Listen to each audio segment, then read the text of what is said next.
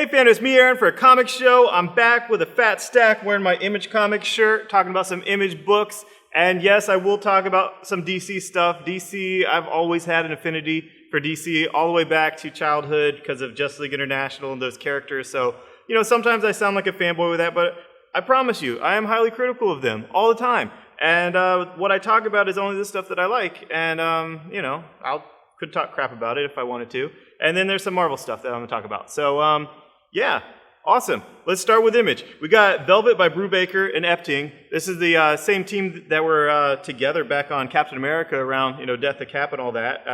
And it's awesome. It's awesome spy stuff. It's the Secretary. The Secretary is actually the double agent super secret spy that was completely underestimated and is now kicking so much ass. So Image is really killing it with female protagonists, and Brubaker does super well with that. You might read his Fatale, which I also love, and give it a shot. If you like Fatale, if you like Brubaker's type of like espionage type stuff, which he kind of turned Cap's book into for a while, which was awesome, check it out. It was a lot of fun, and I liked it. Rat Queens #2 is out. It's Curtis Weeb from Peter Panzerfaust, and it has that same whimsy, that same like kind of whimsical flow that is Curtis, but it's fantasy. It's a female cast of just a lot of humor, a lot of action, and curse words. So, you know, all you dungeon crawlers should come out and check it out, because it is good. It's a fun book.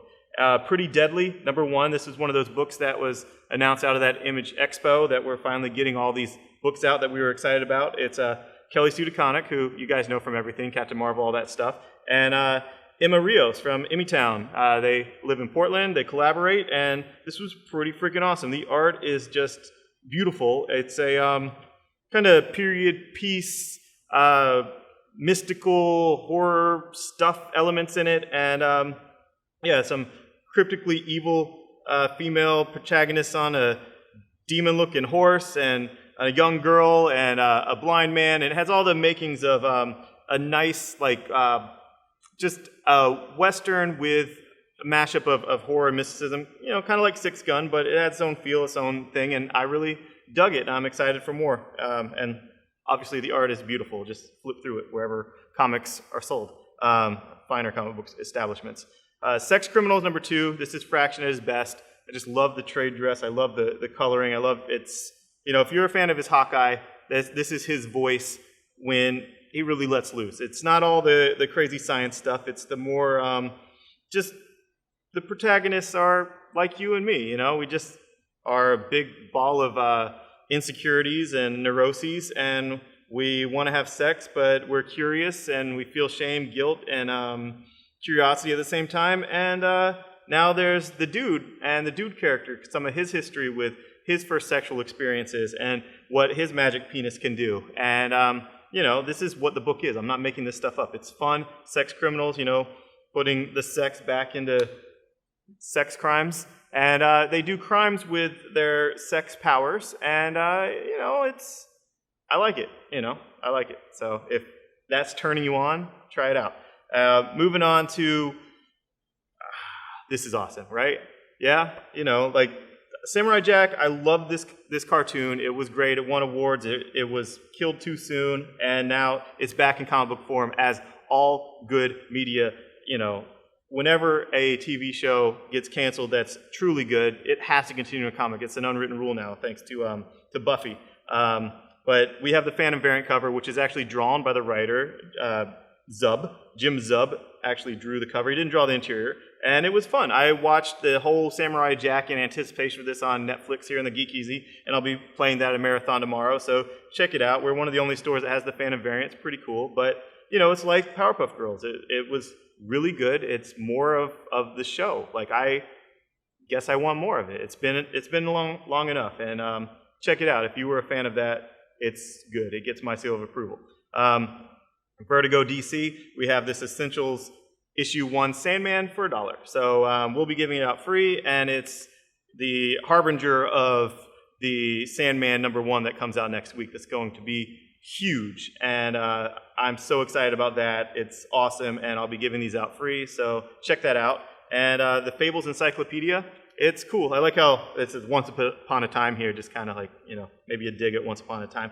But, Fables Encyclopedia, it has a lot of beautiful art pulled from the series, and it's entries for every character, like every single character, and stats that you should know from the story and stuff that you might not know, stuff that just Willingham knows. And then at the end, there's a bunch of annotations. I don't know if you're familiar with the SANDMAN annotations, but it's just a bunch of cool annotations by Willingham to where when you go back to the books, you can see this extra information of why this was here, why that was that, what's this little Easter egg here. So if you are a hardcore Fables fan, you should get it. It was fun. I just flipped through it, read a few things, and I'm going to bring one home with me. I liked it.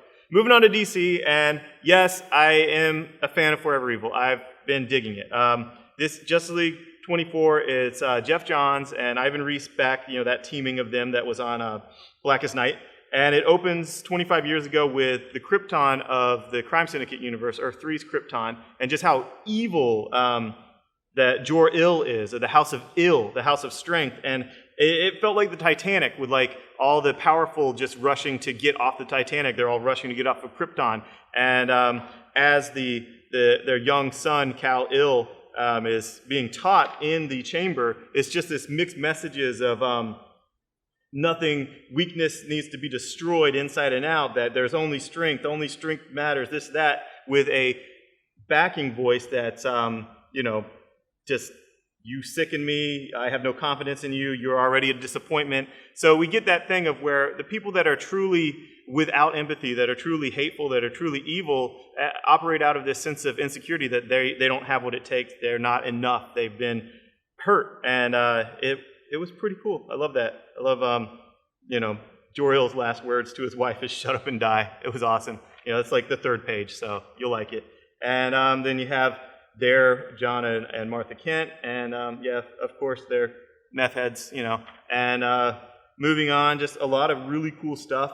And then it jumps into current time and Ultraman confronting Jimmy Olsen, because apparently his Jimmy Olsen was pretty cool, and this one is,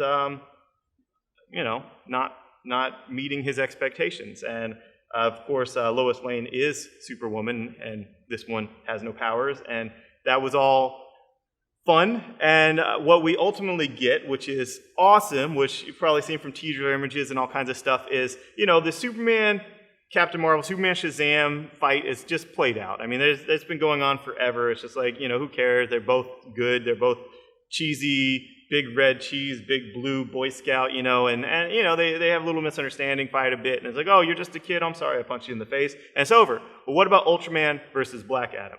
That's a fight. That's a fight that I want to see, and that's a fight you'll see if you get this, because it's awesome. So, yeah, I sound pretty excited because I did like it. Justice League Dark, I love J.M. DeMatteis from all the way back to Justice League International, aforementioned. This issue was a little weird. He took over the writing for Justice League Dark, and he also writes The Phantom Stranger, and he pulled characters from that I wasn't quite familiar with, but it's John Constantine. He's the last man standing, as he will always be, and it has some stuff that's kind of like Lock and Key. It's just kind of pretty crazy cool. I liked it. It's neat. If you're going to pass on any of the Justice League books, you could pass on that. It didn't really have that much stuff in it towards Forever Evil, other than Constantine. Is he going to save the day? Is he going to be a hero? What's he going to do? I love Constantine, so I'm all about it, but it is not the necessary book of the week for Forever Evil. This is. And here's the thing that I just thought was just not awesome at all. You got Teen Titans. It was supposed to be a Forever Evil tie-in. It was, in the ordering form, it said like evil in paren to let retailers know it's Forever Evil tie-in. In the solicitations, it said that. There was mock covers online that had Forever Evil on the top, just like this, and then it comes out, and it's not.